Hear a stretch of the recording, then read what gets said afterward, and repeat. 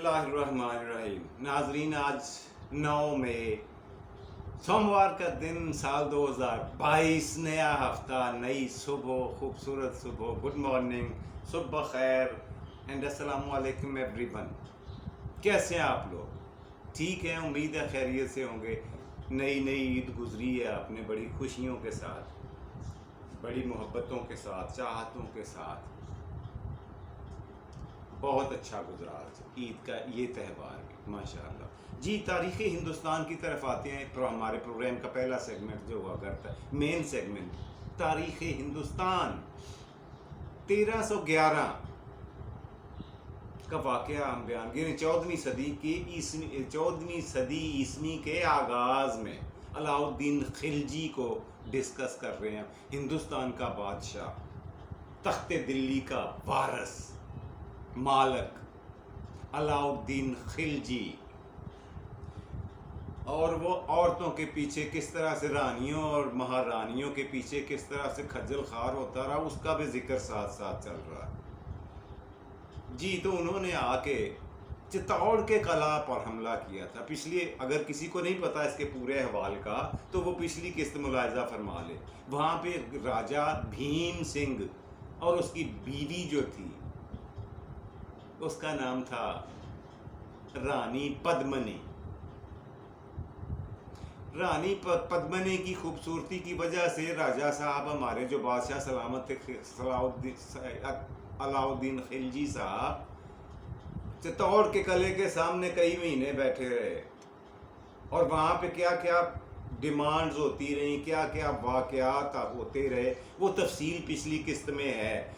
अब मैं सिर्फ आपको ये बताऊंगा कि उनके पास से, उनके हाथ से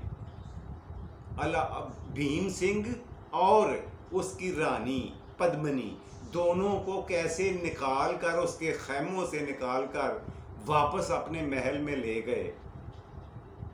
जैसे मक्खन में से बाल निकाला जाता है, ये राजपूत कौम ने, फौज ने ये कारनामा सार अंजाम दिया।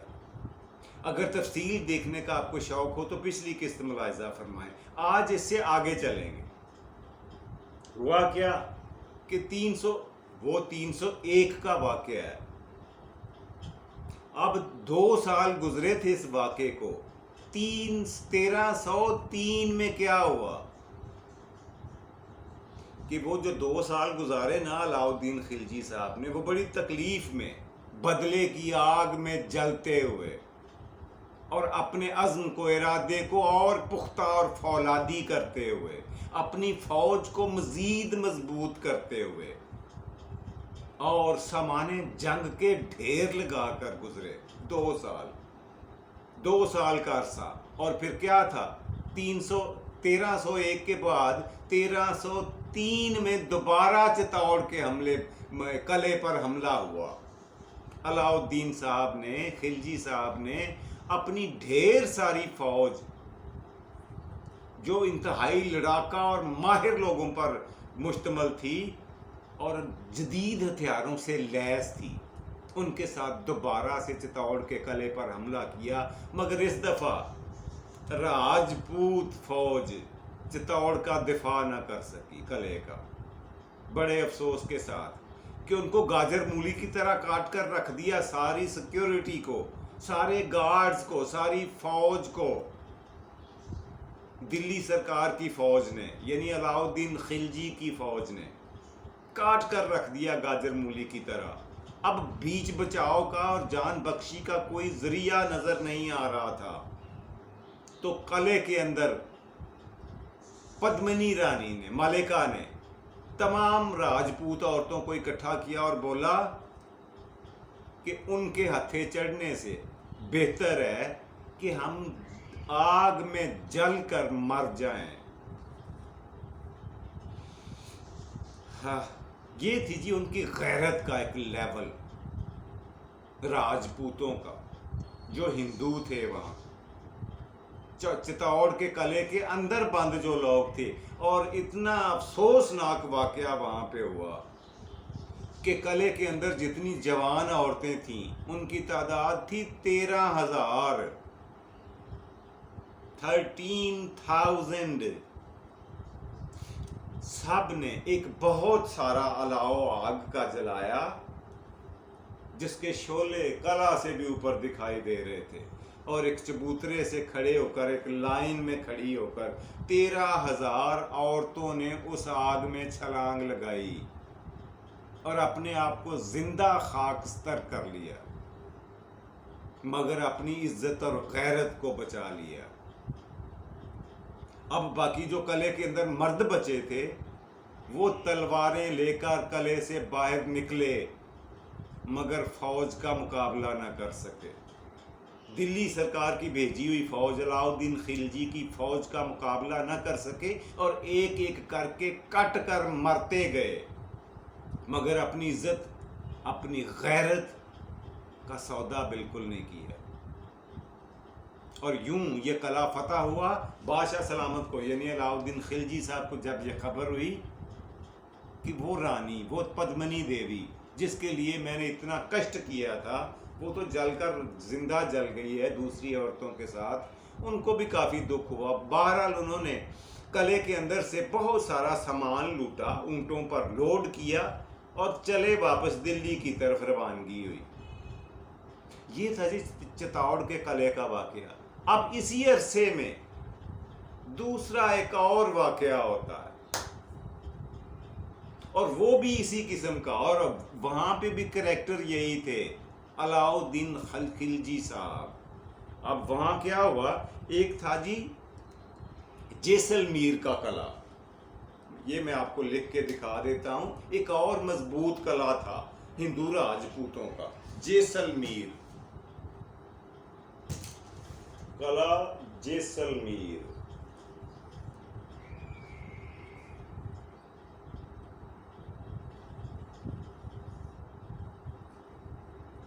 ये राज, इसका नाम कला जैसलमेर। लो जी, अगला टारगेट ये ठहरा जी इनका, अलाउद्दीन खिलजी साहब का।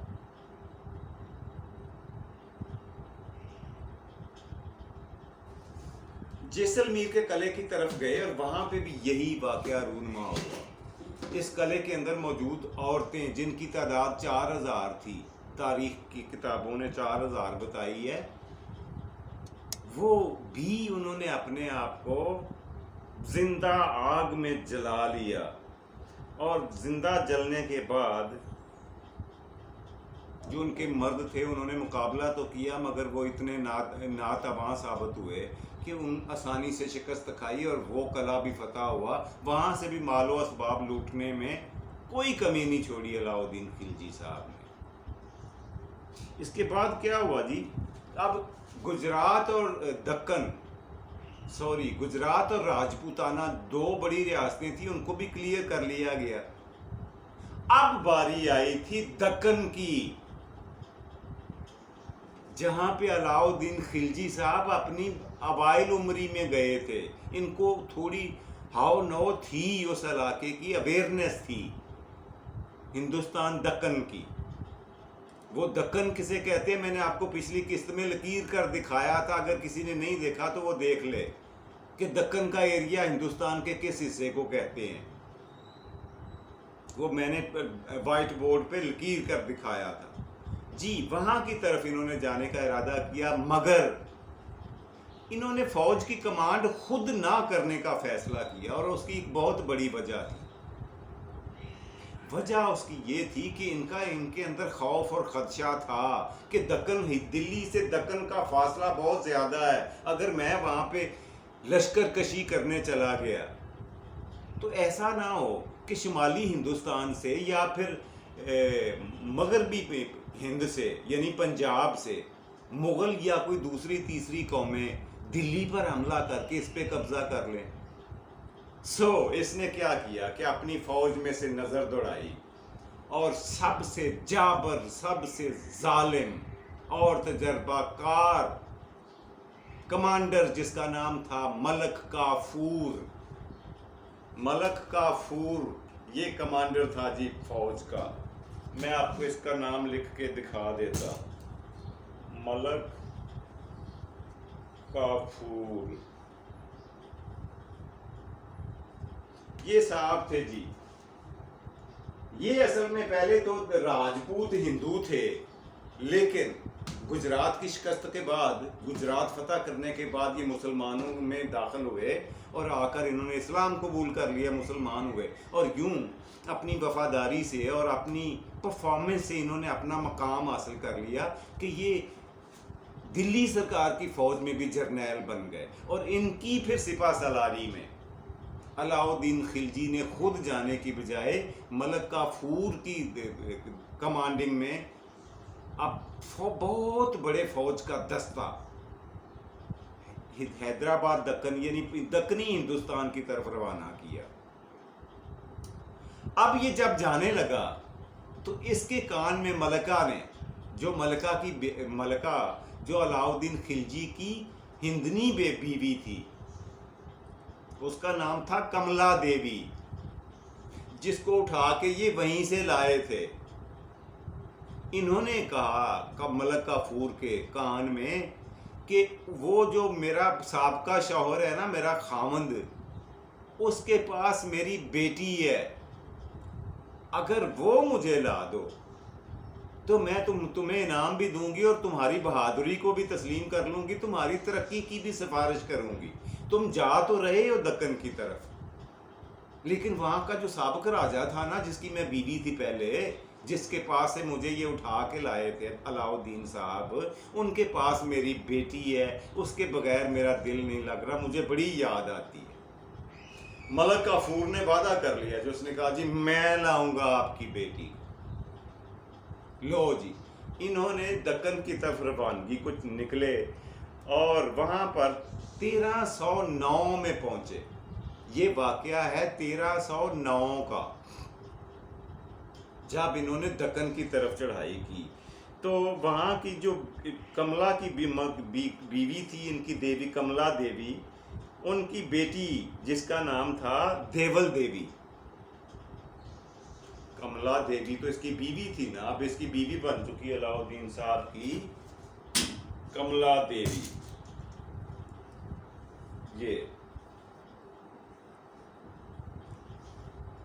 ये तो अब इसकी मलिका बन चुकी थी ना, तो इसकी बेटी थी जिसका नाम था देवल देवी।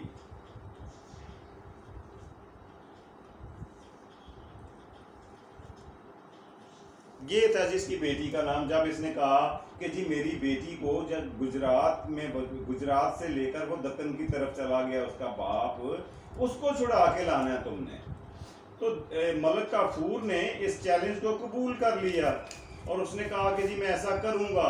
ये उसको शहजादी को ढूंढता ढूंढता देवगरी की रियासत में गया। मलक काफूर ने जाके वहाँ का जो राजा था उसका नाम था शंकर, और शंकर जो था वो वाली था, वो बादशाह था देवगरी का। मैं ये भी आपको लिख के दिखा दूं, दोनों नाम। ये देवगरी का उस वक्त का राजा था शंकर। इसके साथ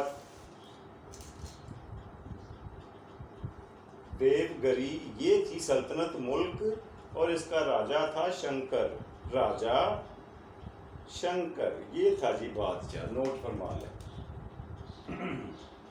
अच्छा, उस दिन इसके साथ इसकी शादी हो रही थी, किसकी? उसी जो देवी थी कमला देवी की बेटी की, देवलगरी की शादी थी इसके साथ।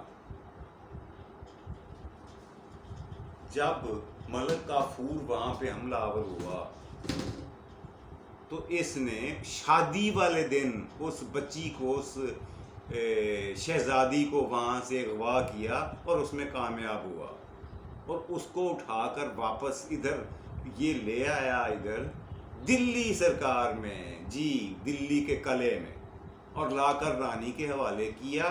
और फिर रानी ने बादशाह सलामत की खिदमत में अर्ज़ किया कि इसे अपने बेटे के साथ इसकी शादी कर दें, इस शहजादी की। तो बादशाह सलामत यानी अलाउद्दीन खिलजी का बेटा था खिजर खान।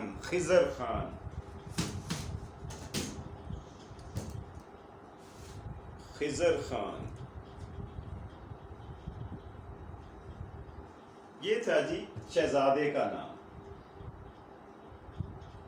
जिसके साथ फिर उस शहजादी की शादी हुई। किसकी? शहजादी देवल की। देवल देवी उनको कहते थे। कमला देवी तो माँ थी ना, ये उसकी बेटी थी देवल देवी। इसकी खिजर खान यानी अलाउद्दीन खिलजी के बेटे खिजर खान के साथ शादी कर दी गई। वहाँ से उठाकर, कोसों मीलों दूर से उठाकर यहाँ से आकर, और फिर ये दोबारा वहाँ गया जी मलक काफूर, और जाकर वहाँ पे इसने गुमसान का रन डाला, कत्लो गारत गरी का बाजार गर्म कर दिया।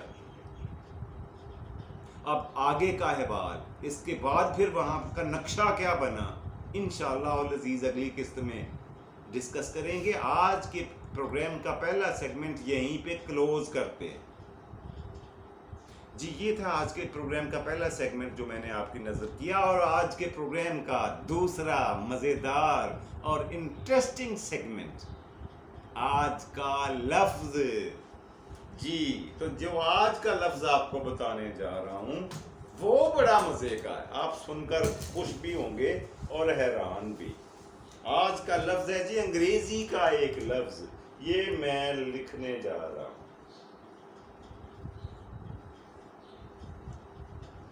ये क्या लिखा है जी मैंने, ये लफ्ज़ है अंग्रेज़ी का, ये है जी चालान। चालान ही पढ़ते हैं ना इसे। अच्छा, चालान का मतलब क्या होता है? अंग्रेजी का लफ्ज़ है चालान। चालान का मतलब होता है कानून की खिलाफ वर्जी करने पर कोई सज़ा के लिए नोटिस आना या जुर्माना करना, उसे चालान कहते हैं। यही है ना इसका मतलब। लेकिन ये लफ्ज़ आया कहाँ से? ये हमारे लिए एजाज़ की बात है, हमारी अपनी हिंदी, हमारी अपनी उर्दू, यानी उर्दू की माँ संस्कृत से एक लफ्ज़ लिया गया और वो था चलन। ये लफ्ज़ था जी चलन, जिसका मतलब होता है आदत या बर्ताव या चाल वगैरह। ठीक है, यही मतलब होता है ना चलन का। अच्छा, चलन भी संस्कृत का लफ्ज़ है, और चालान को अगर यूं लिखें उर्दू में तो ये संस्कृत का ही लफ्ज़ है चालान। इसका मतलब है बीजक बनाकर, यानी बिल बनाकर देना। कोई सौदा सलफ खरीदे ना तो उसका बिल बनाकर जो दुकानदार देता है उसे चालान कहा जाता है हिंदी में, उर्दू में। या जो राहदारी की रसीद दी जाती है उसे चालान बोला जाता है। और वो यहाँ से पिक करके अंग्रेज बादशाह ने अपनी ज़बान में संस्कृत से उधार लेकर, और वो इसे चालान यूं करके नहीं बोलते, मुख्तसर सा यानी आन को इतना लंबा नहीं करते, चालन। और चालन वो ये चलन है, चलन जिसे अंग्रेजी में चालान पढ़ा जाता है। समझ आई आपको? अगर नहीं किसी को समझ आई तो मुझे बता दे, मैं उसको दोबारा समझा दूंगा। लेकिन ये मुझे अच्छा इसलिए लग रहा है कि हमारी उर्दू में भी से भी निकल कर हिजरत करके बहुत सारे अल्फाज अंग्रेजी में गए हुए हैं। कुछ अल्फाज मैंने आपको माजी में पिछले प्रोग्राम्स में बता दिए थे, ऐसे 2 4 6 नहीं दर्जनों अल्फाज हैं। अब उर्दू की तरह अंग्रेजी ज़बान भी चूं चूं का मरबा है, ये तो सारे जानते हैं। इसने भी कुछ इटालियन ज़बान से, कुछ संस्कृत से, कुछ कहीं से, कुछ कहीं से, कुछ यूनानी ज़बान से उठाकर अंग्रेज़ी ज़बान बनी हुई है। और यूं हमारा भी इसमें हिस्सा इस लिहाज से है कि संस्कृत के बहुत से अल्फाज इसमें समाये हुए हैं। है ना पते की बात, हैरानगी की बात। और आज जो मैंने आपको लफ्ज़ बताया वो देखकर, सुनकर, पढ़कर आप वाकई खुश हुए होंगे कि हमने सिर्फ अंग्रेज़ी को नहीं अडॉप्ट किया, अंग्रेज़ी भी हमारी अपनी ज़बान से हिस्सा मांगती रही है। और इसका सबूत मैं पहले भी दे चुका हूँ, आज भी बताया और अगले प्रोग्राम्स में भी बताऊंगा। और बहुत सारे अल्फाज हैं जो संस्कृत से उठाकर इंग्लिश में दाखिल किए गए और आज भी मरवज हैं, रवाज है उनका, बोले जाते हैं, मुस्तामल है, यूज़ किए जाते हैं। ये था जी प्रोग्राम का दूसरा और मज़ेदार सेगमेंट। और आप अब बढ़ते हैं हम प्रोग्राम के तीसरे हिस्से की तरफ, यानी तीसरे सेगमेंट की तरफ। और तीसरा सेगमेंट होता है रोज़ की तरह आज की बात। जी, आज की बात जो मैं आपकी खिदमत में पेश करने जा रहा हूँ, जो मेरे दिलो दिमाग को टच कर रही थी, वो ये है कि यार आपकी, मेरी, हम सबों की जो शख्सियत होती है ना, ये इतनी काबिले एतमाद और इतनी काबिले भरोसा तो होनी चाहिए ना कि कोई दूसरा दुखी, कोई दूसरा गमगीन, कोई दूसरा अफसुर्दा शख्स पूरे एतमाद के साथ, भरोसे के साथ आपके पास आकर अपनी परेशानियां शेयर कर सके, इस कॉन्फिडेंस के साथ कि इस जगह से मुझे मसले का हल मिले या ना मिले, कम से कम रोने के लिए कंधा, पूछने के लिए आंसू, पूछने के लिए रुमाल और दिलासा देने के लिए चंद तसल्ली भरे, हमदर्दी भरे अल्फाज ज़रूर मिल जाएंगे। यार अपने आप को, अपनी शख्सियत को आइए इस काबिल तो कम से कम बनाएं। और ये इंसानियत की एक पहचान होती है, एक डिग्री होती है इंसानियत, एक स्टेज होती है जो हर एक के पास होनी चाहिए। मगर बदकिस्मती से बहुतों के पास, अक्सरियत लोगों के पास, अक्सर लोगों के पास ये गौहरे नायाब, ये कीमती मोती नहीं हुआ कर। ये था जी आज का प्रोग्राम। इसके साथ ही अपने मेज़बान जावेद इकबाल को दीजिए इजाज़त। अल्लाह सुब्हानहू तआला आपको आसानियाँ अता फरमाए और आसानियाँ तकसीम करने की तौफीक दे। अपना और अपने प्यारों का ढेर सारा ख्याल रखा करें। खुश रहें और खुशियाँ बांटें। खुदा हाफिज़ और पाकिस्तान जिंदाबाद।